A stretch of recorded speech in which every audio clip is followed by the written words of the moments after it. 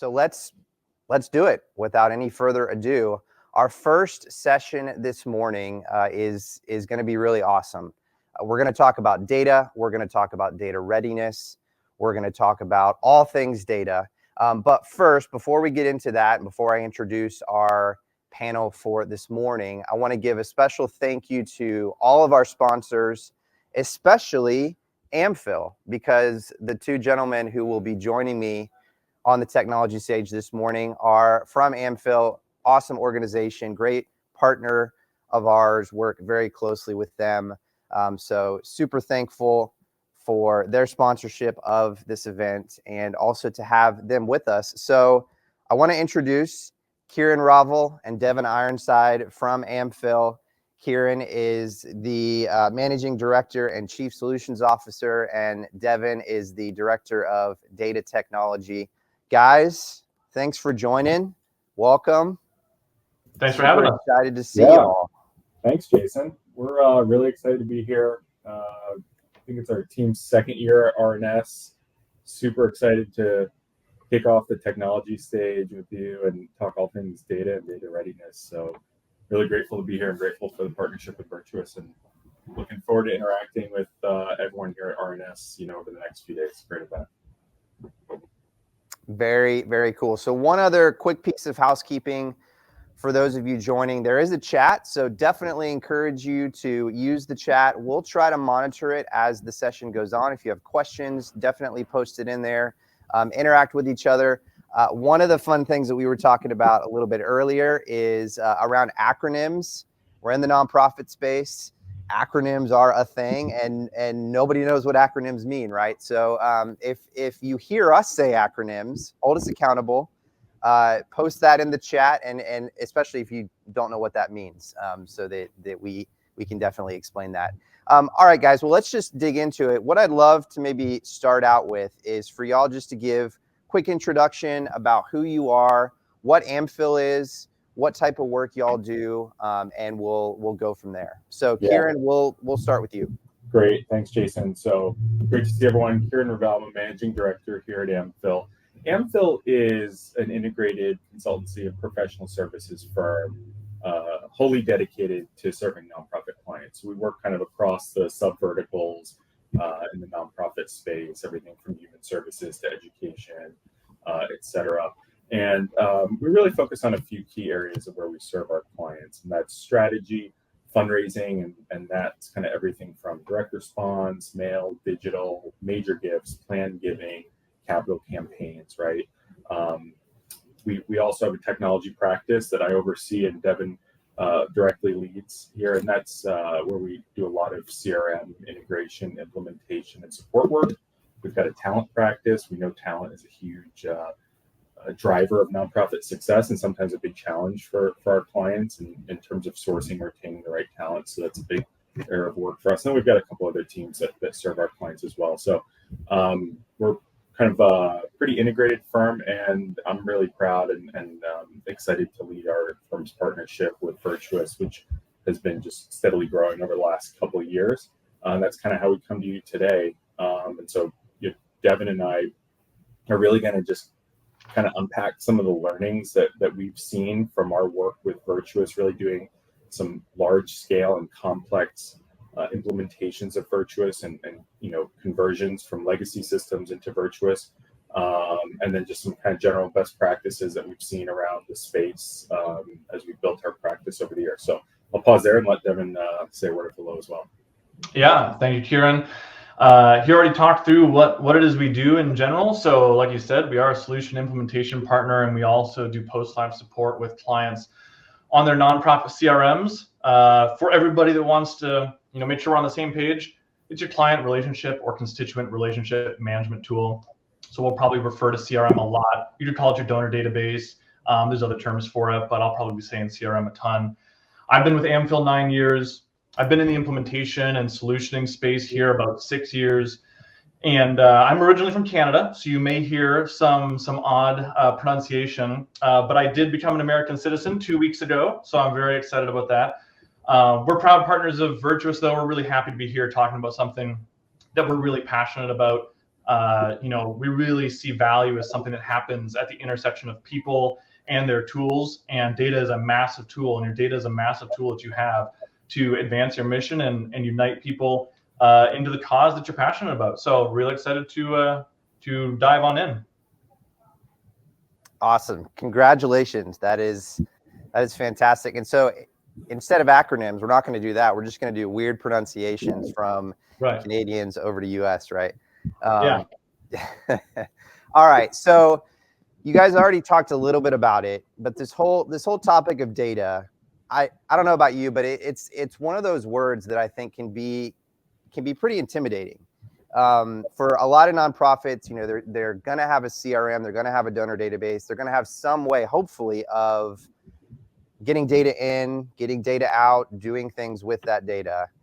But it can be pretty intimidating, especially with all of the different things maybe that's expected of you from an executive team, or the different engagement activities that you're trying to do, or analytics, reporting, all of that kind of stuff. So help us understand, like, how do we approach data? How do we maybe move from a legacy platform or from a legacy practice to more modern best practices? You guys have been in the trenches on this front for many years now, so we'll just kind of sit back and glean a lot of expertise from y'all. So, like, where do we start in this whole kind of data conversation?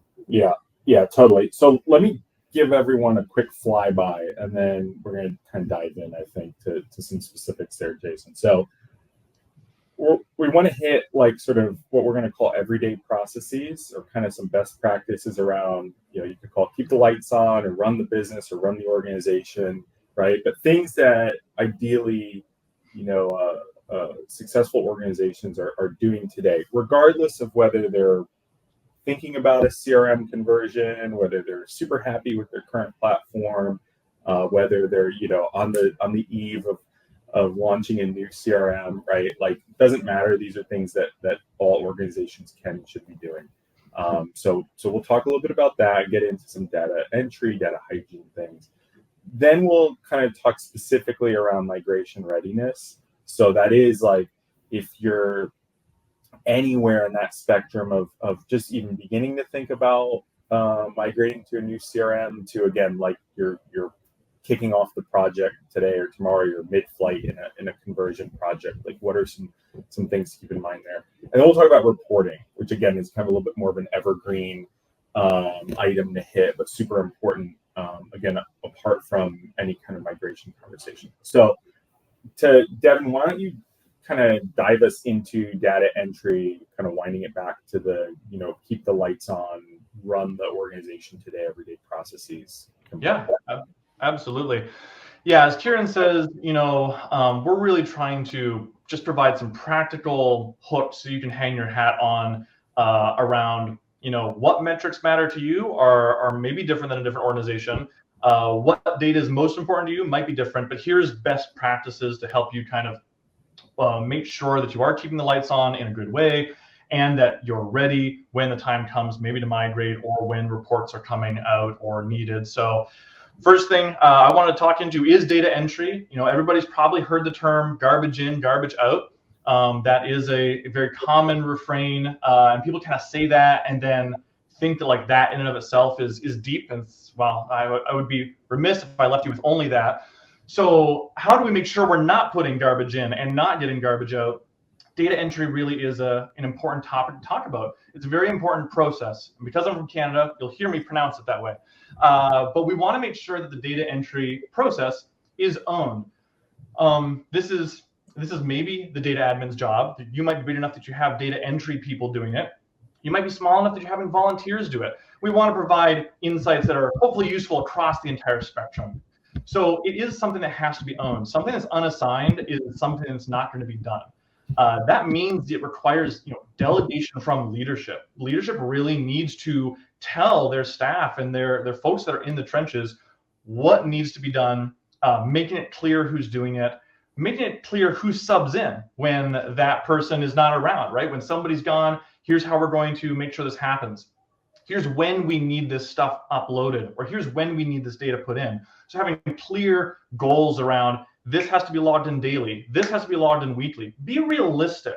Everybody wants real time, automated, click of a button and I don't have to do any thinking. The reality is that the life probably just doesn't work that way. And so be realistic about what your goals are as for what needs to go in when, and also prioritization around that. So that if I'm somebody in the trench having to get data in, I know from my boss, well, this is more important and this is less important. And I'm not sitting there spinning cycles for 3 weeks, getting like 3 years old event data when really we need to be getting these gifts in so we can get thank yous out. So it, again, probably sounds basic, but it has to be owned. Make sure it's prioritized, make sure it's in somebody's court. Adjacent to that, I would say, is documentation. Now, some people enjoy creating documentation, SOPs. For the rest of us, we kind of think that's a bore. But turnover is going to happen. You're going to hire new people. You're going to unfortunately lose some people. And so you really do want to have, even at a basic level, an idea of what is happening in your system and how is it happening. Is it something that somebody's doing manually? Is it something that has to be a bulk process once a week, once a month? Is it something that's supposed to be automated?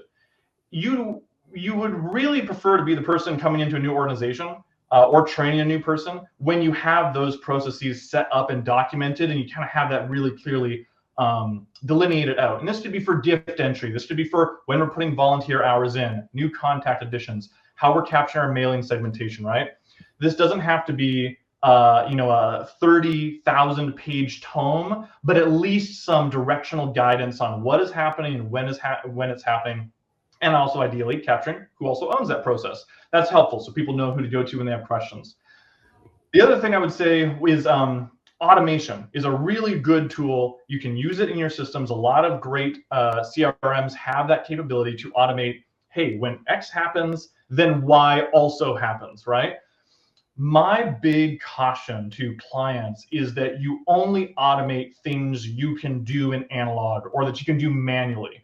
If you haven't proven the concept, then don't do it, don't automate it. It sounds great, but it might not be something that actually works for you. It might not be, you may have not thought of all the different situations. You might have not thought of all the different problems that could arise there. And so even just testing it in manual first for a little while, let's just work out those kinks. So don't automate an unproven process.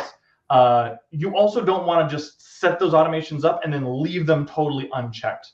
You want checks and you want safeguards, perhaps an internal report to verify what's gone in that whole month, right? That somebody scans and just makes that sort of verification of what's going in a system. You could also have somebody that's scheduled to lift up the hood on automations. Can't tell you how many times I have clients who say, I thought this was running for 6 months. We haven't had data from this integration or from this potential source. It wasn't coming in and nobody knew about it until somebody raised the alarm. So again, I think organizations of any size can benefit from, let's schedule to make sure somebody's lifting up the hood. Let's make sure we got some checks and balances there. And those are just a couple principles to really help as the data is going in, because like we said, it is garbage in, garbage out. It's affecting the conversation we're about to have on hygiene, about migration, about reporting. Like everything kind of, flows down, for lack of a better term, from that data getting in there. So there's a lot more that probably could be said. I know we're in limited time here, and I'm always happy to answer more questions about it, but those are some key things that I would wish every client would kind of have in place. Owning who's making sure that data is going in there, right? Making sure that it's being documented, and then once those automations are happening, that those are well crafted and tested, and that they're being checked upon regularly. Yeah, so let's kind of dovetail from data entry then over to data hygiene, right? So you've got good processes and ownership and documented procedures around how you get data into your CRM. But then, that data is immediately getting stale, actually, right? In a lot of ways. Why is that? Well, for one, people move or get new contact information, right? Maybe your data entry processes weren't 100% airtight to begin with, or there were errors either through data entry or even say someone fills out a form with the wrong information. So data hygiene actually becomes really important as kind of that next layer on top of good data entry processes and protocols. So I want to kind of walk through a little bit of a multi-pronged approach to employing some of the technologies that are out there so that your data stays accurate and you've got good data hygiene. The first is looking kind of natively within your CRM at any kind of native built-in data health tool that's already available to you. Well, I'll use Virtuous as a good example since we're here at RNS. There's a native data health tool embedded within Virtuous, right, that helps drive deduping. And we know deduping is typically a major challenge or pain point that a lot of nonprofits are dealing with. And so looking at the technology you already have, is there a data health tool already embedded in your CRM that can support something like deduping? Second is around financial reconciliation with your accounting team, right? So the key here is really consistent financial and accounting reconciliation between your CRM and your general ledger or GL, whether that's a daily automated sort of daily batch reconciliation, weekly, monthly, real-time API integration. That's all going to depend based on the sort of size, scale, complexity of your organization. We know, for example, Virtuous has native integration with GLs like Sage, right? Other organizations may just need a monthly batch reconciliation. Find that right cadence that works for you and your operations, and then do it. That's the key, right? Is consistent reconciliation with your accounting team. Third is really thinking about the end users, or what I really call your frontline fundraisers. So the end users, let's say, of your CRM, and making sure you've got a channel for feedback and questions to deal with data hygiene situations, right? Like that could be something as simple as an email listserv, or here's a main point of contact in the organization, or a Slack channel, or a dedicated carve-out portion of a regular meeting to talk through kind of special situations or special questions that arise around data hygiene. You might have a gift officer who's out in the field and meets with a donor and kind of gets some piece of information around that donor's contact information or something, and that doesn't match up with what's in the CRM. So like, who adjudicates that, right? How do we talk that through? Or, hey, I'm seeing we've got 2 different addresses or 2 different contact emails or phone numbers for this particular person. Just creating some way to adjudicate those questions and get that feedback from end users, especially frontline fundraisers who are often closest to the actual truth, the actual data truth. That's really important, right? And listening to those frontline end users. And then fourth, I would highlight using third-party data sources. And I'm slightly biased here because part of my professional background is in information services and data providers. So I'm kind of sympathetic to the space, but I really do believe that third-party data providers can provide a lot of value to you. So what does this look like? This is, again, figuring out the right cadence for your organization. That could be monthly, quarterly, semi-annually, annually, and doing an export of your full file to enrich it basically with third-party data. So what that does, one, is it makes sure that your existing contact information is accurate and correct, right?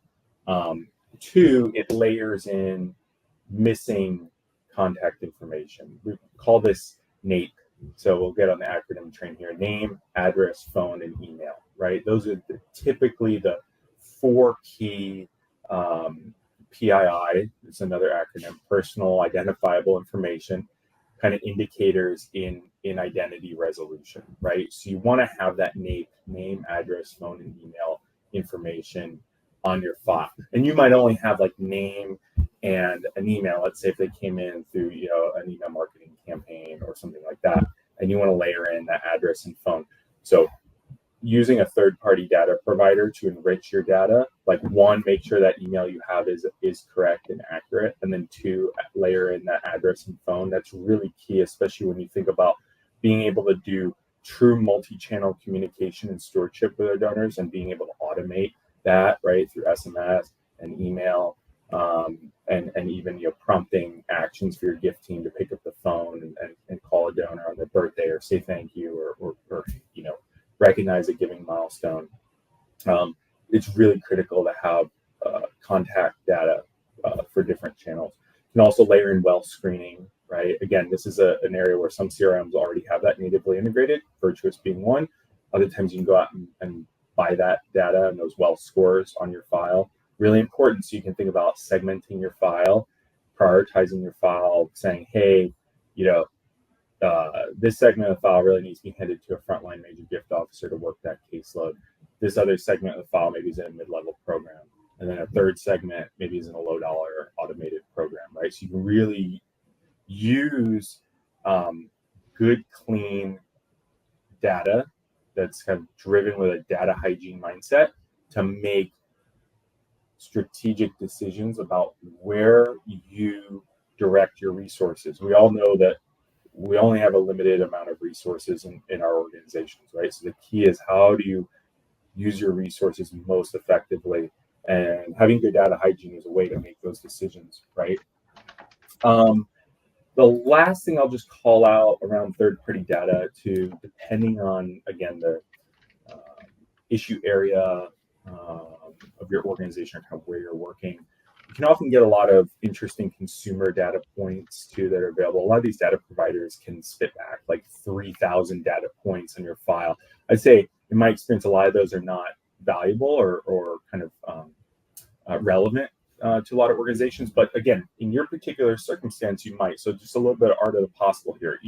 So if you're let's say in animal welfare, right? Like, you can get consumer scores around interest in wildlife groups, or subscribes to magazines around wildlife or animals or things like that, right? So you can get some of these consumer and demographic indicators, and that can be useful for different campaign testing. You can go and see, does this tell me something about how I structure my campaign, my ask, my communication with the donor, or it doesn't. You test it and you see, but just to kind of indicate a little bit of what's possible out there from a third-party data standpoint. So I think that kind of brings us a little bit to put a wrap on things you can be doing today, right, already around data entry and data hygiene. Now I think it would be good to pivot into migration readiness and think about, okay, what are some things that should be top of mind if we are exploring, a new CRM and migrating data and data architecture over to a new system. So Devon, do you want to kick it back to you and you kick us off there on migration readiness? Yeah. And if I could interrupt there, Sure. Devon, before you jump into that, even going back to the very beginning, Devon, with what you kind of brought up, you mentioned the importance of having goals, of having outcomes, of even having leadership influence and how to prioritize. Can you talk a little bit more about that? Like, what would be some tips that you would give the audience, maybe that could be struggling with, how do we come up with some of those outcomes? Like, we hear about campaigns and how it's important to engage our donors through a multi-channel approach. We hear how important it is to go after some third-party data sources and really, enrich our files, things like that. But in y'all's experience working with the folks that you do, what are some strategies that you employ to help folks understand how to come up with outcomes, how to prioritize those types of things? Because that really serves as kind of the foundation, right? Like, if you don't know where you're going, if you don't know ultimately what you want to do with the data, and how that's going to serve your organization, it's not super helpful. Sure. So I can speak to this first, and then Kieran, I'm happy to have you also kind of lean in on this. I would say, as much as I'm a data and tech guy, I'll lean a little bit outside my general realm into the sort of strategy side of things. And like we talked about before, with data being a tool, and with your database being a tool, you as an organization do need to have your organizational development goals. You need to have those outcome goals. Not necessarily something you want to get from a data guy, but if you're a $10 million organization or $2 million organization, you're going to, or whatever size you are, you're going to want to look at the makeup of who is currently giving to you. You're going to look at where you want to go. Do you want to grow 20% this year, 10% this year, whatever you want to do? See what the current makeup is of your house file, right? See what you've got as far as how you break down major donors compared to small dollar donors or mid-level donors. Look at the foundations you are involving, look at the corporations potentially you're involving. And so once you have an idea of what you're currently at, you can then add on to each of those segments to say, hey, well, let's increase each of these by 10%, or let's increase each of these by 50. And then you would be able to use your system, going back to what Kieran is talking about, to say, if I have 100 major donors and we want to double that this year, then I need to go into my system and see, well, who's everybody below that major donor rate, that major donor level?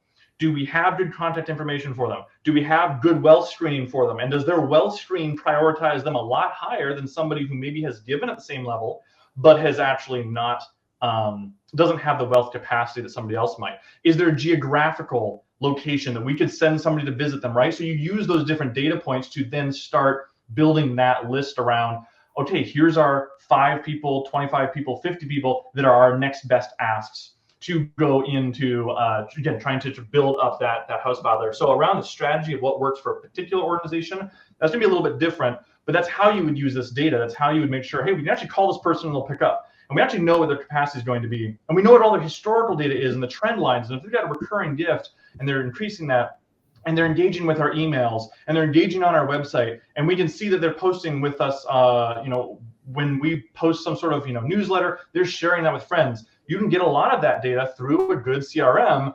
Then you can easily start seeing, here's the people that make sense to be our next major gift donor or our next upgrade to mid-level, maybe a recurring ask, who's going to be a likely candidate for the right campaign. So again, I can't necessarily tell you what campaigns you should be doing, but I can tell you that your next major donor is already in your file. And so often we look at our files as a static block, and we don't think about, hey, there's actually a lot of potential and capacity if we communicate well and if we speak to the passions of the people that are in our list. So hopefully that's not too much of a side stating your answer or your question there, Jason, but that's the way I would look at that. Kieran, curious if you have any thoughts. No, I fully agree with that. I would just add, one way to think about prioritizing these kinds of questions is look at it through the lens of people, process, and technology. And there's gonna be a lot of talk over the next few days around technology. That's a lot of why we're here for RNS.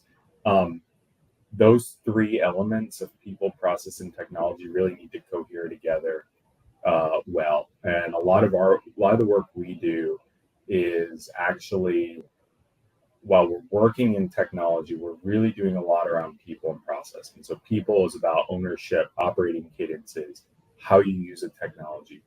Process is going back to the idea of standard operating procedures, documented, clearly defined playbooks around how teams use the technology to accomplish the objectives of the organization or the team. So you can't lose any of the legs on that 3-legged stool, and I think that's a helpful way to help prioritize decisions around data and technology. Awesome. Thanks for going down that path. All right, so back to regularly scheduled programming. Yeah, and I can take the next section here on at least starting out readiness for migration. As Kieran was talking, I thought I have 1 or 2 more thoughts even on your question, Jason, but we actually going to hit them even later on in the regularly scheduled programming. So as it relates to the migration, what should we be doing to prep for migration? I'm going to cheat here, and I'm going to say the same things you should be doing all the time. The stuff that we just talked about as far as ownership, as far as prioritization, as far as cleanliness and hygiene. If you are not doing those, now is a great time to start, especially if you're getting ready for a migration. If you are doing those, then keep it up. it's kind of like when do I start exercising and dieting, right? Like I'll wait till the new year. It's like, why wait to the new year? Why wait to the new system? Do what you can in your current system. So this is a little bit more of just a mindset shift of like, there's no excuse to wait on that. Well, you know, we're going to hire a new person in 2 months. There's still a lot of headway that you can make in those 2 months, right? So don't put those arbitrary sorts of, limits on yourself. That being said, I would pay attention to the timeline as it relates to a migration. So if you are 6 months or more from starting work on that migration, there's no reason you should not be doing everything that we've just talked about as far as the ownership around the data entry, as far as the hygiene side of things, as far as the automation stuff. Get moving on it. If you're kind of more in that 2 to 3 month window, like you're in the midst of really looking at migration and you're realizing now that you don't have a lot of these processes in place and you haven't been doing that, I would say be careful about making major changes to your data architecture. Definitely talk to your solution implementer, your implementation partner, whoever that is. You just want to be careful as you start diving into a data migration. You are going to be not only moving records over, but you are also moving over the structure of those records. So if you think about it like a spreadsheet in Excel, you're moving over the rows, right, all of your donors, but you're also moving over the columns a lot of times. A lot of the actual data that's in those different columns, the different fields, the different objects, the different attributes, tags in different systems. And if you're working with an implementation partner, most times they're gonna not want that structure to be changing midstream of the migration. They're gonna want that to stay pretty stable because they have to know that when I map this field over here, that field's still going to be around and it's still gonna be the same field. So think about your data in sense of like rows and columns, and the rows, your records, your donors, your gifts, that sort of stuff, you can be deduping those. You can be merging those if needed. You can be removing, old data that maybe you're not going to migrate. So I think the rows are generally more of a fair game. Talk with the implementation partner. I'd be a little more circumspect about making like architecture changes to your database before you talk to your implementation partner and as you're trying to go into that. So I would just emphasize, continuing to talk with them, but what we've talked about is what you can start already doing as you're prepping for that migration. Yeah, piggybacking off of that, when we think about migration readiness, it's really important to think about current state versus future state too, and to really spend time with your team architecting that future state, a desired endpoint in your new system, what you want. A couple thoughts around here is one, you don't need to drag everything with you out of your legacy system into your new CRM if you're doing a conversion. Now, to Devon's point, by everything I mean rows or columns, right? So you might go through a deduping exercise pre-conversion, so you're only bringing over those individual records that actually matter, that data that's actually meaningful and valuable to you. The other thing is you might begin to make choices and decisions around your architecture, your columns. And again, to Devon's point, this is a conversation you need to have closely with whoever you're partnering with in your technology and your implementation. Sometimes it makes sense to make decisions around data architecture pre-data migration. Sometimes it makes sense to do that in the migration itself. Every project is different and every organization is different. But at the very least, if you're thinking about going into a CRM conversion, you want to be thinking, hey, like, what's the best way I can get maximum value out of this new piece of technology, this new investment I'm making for the long run, right? And so if you've got a bunch of legacy fields, if your contact profiles are gummed up with kind of barnacles almost, so to speak, right? Like over the years, there's just this accretion of data that may have been useful at one point, but it is not anymore, or is not on a go-forward basis. Like, those are the kinds of questions that to be asking. And again, engaging the right stakeholders in your organization, right? So when you talk to like your major gift officers, if they're on the road bouncing between meeting and meeting, they're on the mobile app of the CRM, and it's like they're scrolling endlessly to get to the contact information they need, or to get to the point where they enter the notes in from their visit, right? Or like they're running late, they got to call their next donor, and it's like, I can't even get there. Like, talk to your end users about their user experience, and then that might help inform some of your data architecture decisions that you make when you convert into your future state. Again, so like getting that stakeholder buy-in up and down the organization is key, again, from frontline all the way up to the executive level. Let me park on the executive level for a second, because in our approach to CRM conversion projects, we really feel very strongly about the importance of strong executive sponsorship to drive successful execution of the project. Look, these are large, meaty, complex projects. I've seen, some of the comments in the chat, like, are like, hey, I get heart palpitations talking about migrations. Like, that is a not uncommon response to this topic, right? They can be really painful, right? And so it's really important that you've got good ownership, really strong ownership of a project like this at really the most senior levels of your organization. Look, a CRM, it really is the technology stack backbone of most nonprofit organizations. So when you talk about doing a rip and replace on a piece of technology like a CRM, it's not kind of an ancillary thing that's hanging out on the edges. I don't know, like maybe an SMS platform or even an email platform or something that is like one channel that you're using for one segment of your file. It's like, no, this is kind of the master system from which we orchestrate and coordinate everything ideally. So it's really important to take a project like this seriously. When we do implementation projects, we really have two-sided executive sponsorship, and it's something we look for going into a project and coach our clients through to make sure that there's strong sponsorship on the client side. And so oftentimes myself or one of our other partners and managing directors at the firm will be the executive sponsor, champion of the project from our side, from the consultant side, the solution implementation side, right? And then we look for a peer executive champion on the client side, so we can talk peer to peer and sometimes problem solve. And that can very much look like, picking up the phone and be calling, the senior vice president of technology of the CIO of the client, because there's some roadblocks in the project that only he and I can solve, right? And then you think about that layer down through the organization. So we'll typically have a mid-layer kind of operating owner role, which is really a project manager driving the day-to-day components of the project, and then specialists under him or her.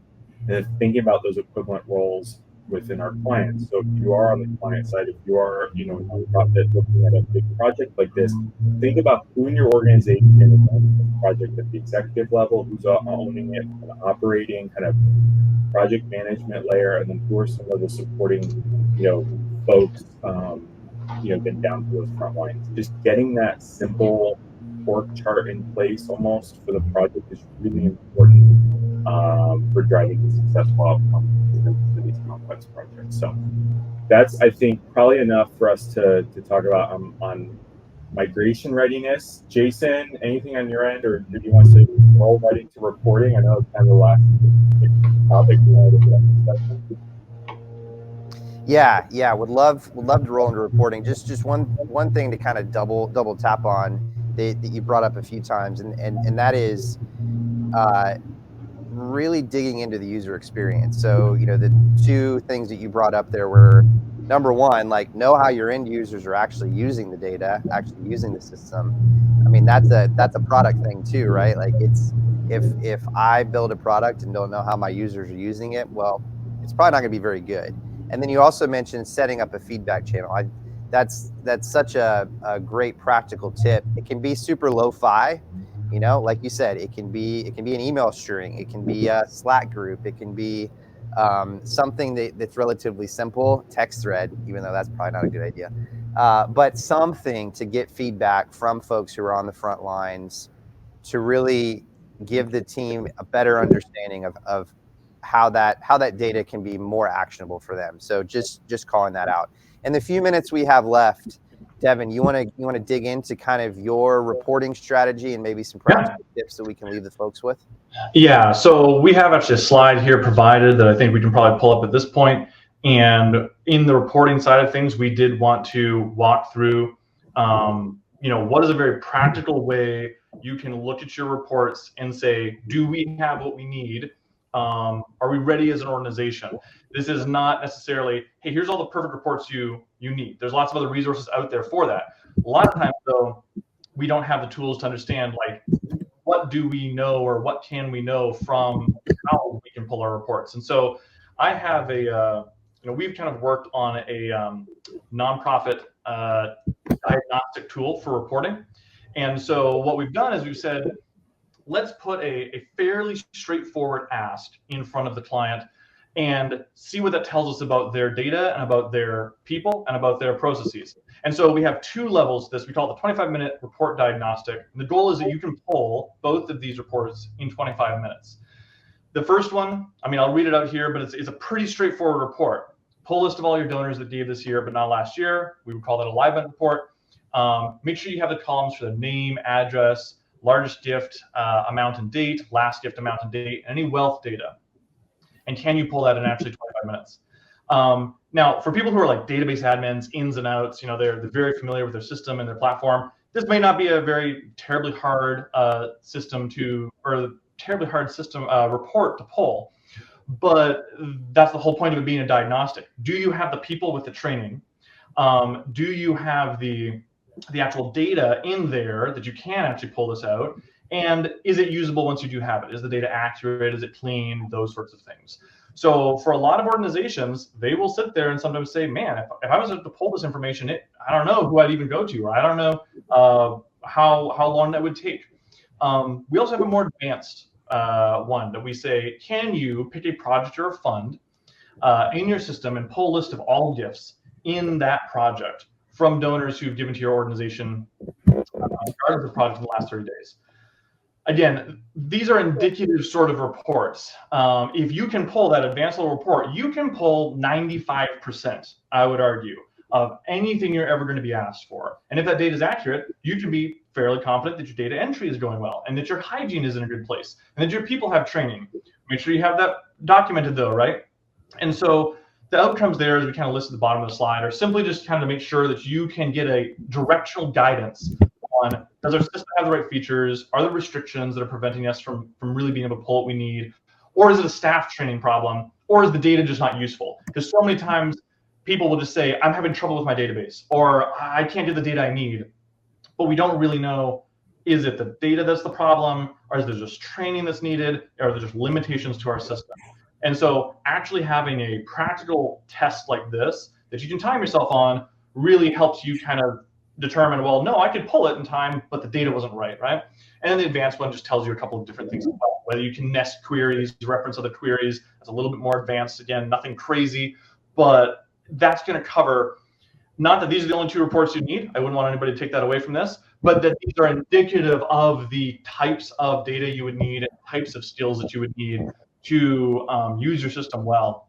And so that's kind of the in the time we have remaining. Again, Jason, I don't know how much time we have left. I did want to make sure that this was put in front of everybody. Take a screenshot. Feel free to try it out yourself, and then it's something you can either use and be confident in your abilities, or it's also something you can take to your executives, right? Take to your bosses. Take to say, hey, look, we do something like this in the right amount of time, or in a amount of time that's acceptable.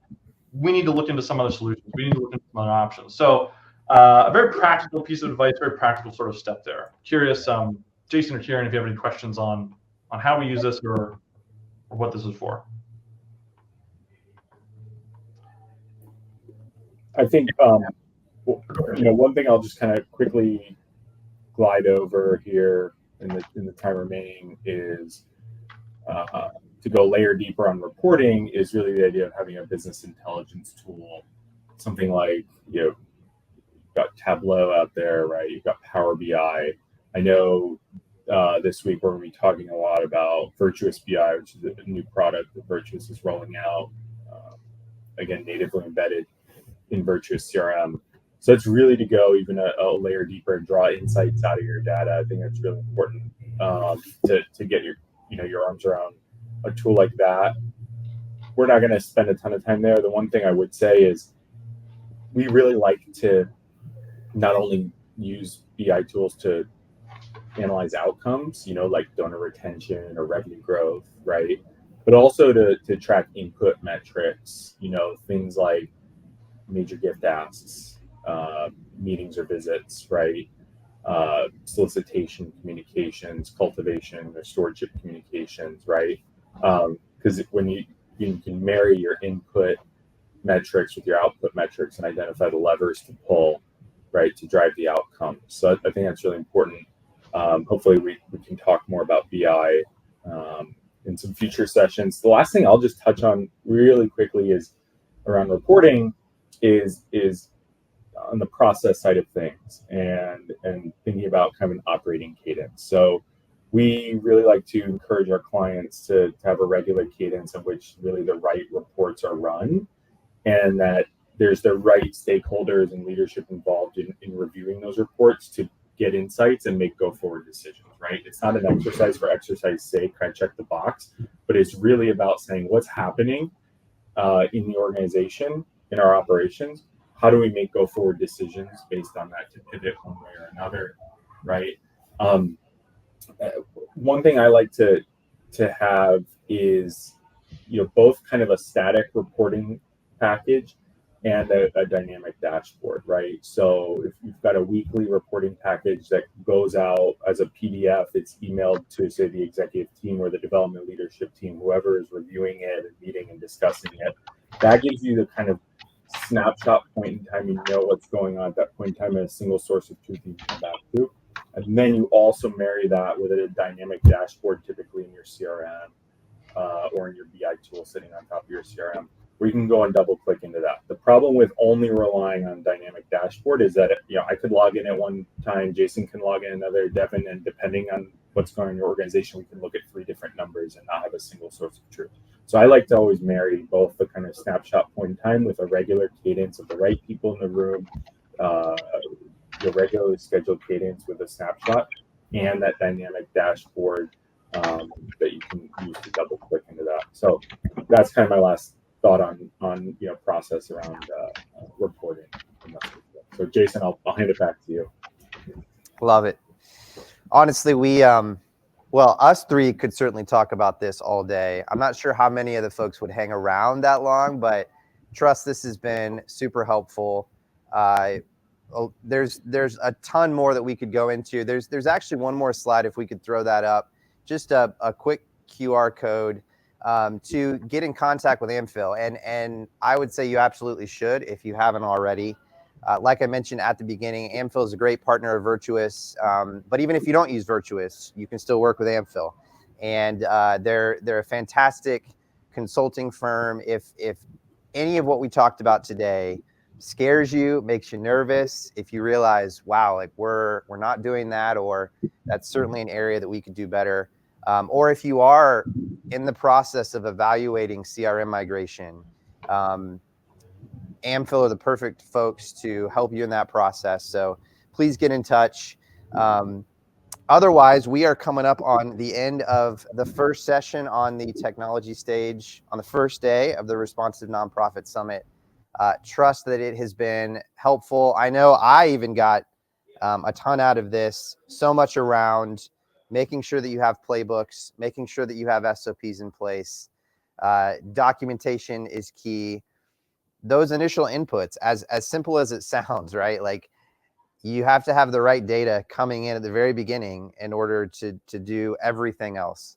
And so often those little simple things can mean the much larger goals, the much larger outcomes that you want to accomplish. Those have honestly the biggest impact on whether or not those are going to be successful. So data matters. Hopefully this was an opportunity to kind of take the teeth out of it a little bit, get some practical tips and tricks. Thank you to our sponsor, AmPhil, again, for not only this session, but for the entire Responsive Nonprofit Summit event.